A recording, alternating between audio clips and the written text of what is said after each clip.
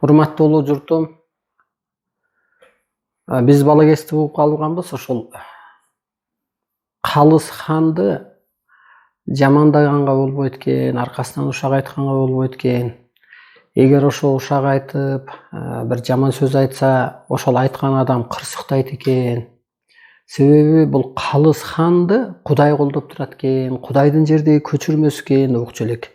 Анан ошо мээде калыптыр. Анан эми бул чынбы деп кийин ойлонуп көрсөм, бул чын экен да.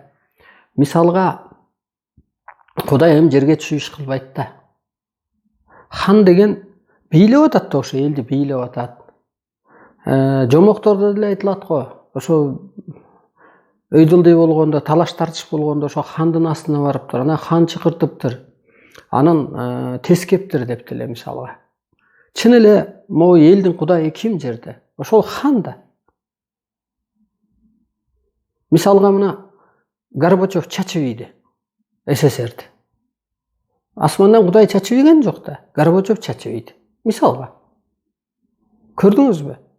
Ошол туура экен. Анан мына исторический кинолордо, ошо тарыхый исторический кинодун өзүндө история бар да ар жакта.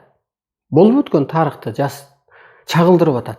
Алынын келишинче. Ошондо деле мисалга мына Осман империясынын тиги Эрдөгүрийди баласы Осман төрөлүп, Осмондон акыркы чачып ийгенде чейин Сулейман Султандан кийинки чейин канча жерди алар бийлеген.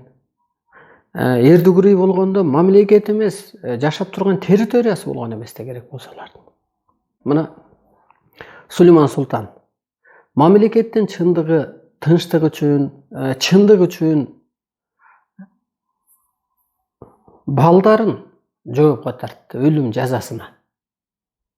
Алар бир өздөрү бир нерсе бийлик жүргүзөм дегеннен жоопко тартты, өлүмгө.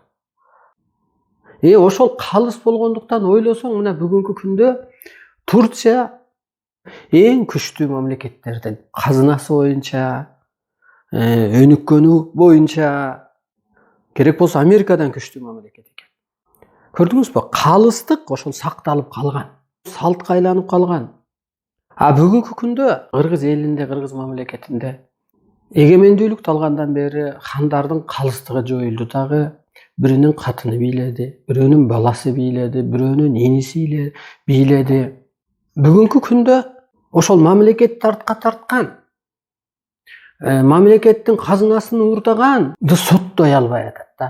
Башын ала албай атат, жоопко тарта албай атат. Бүгүнкү биздин ханыбыз.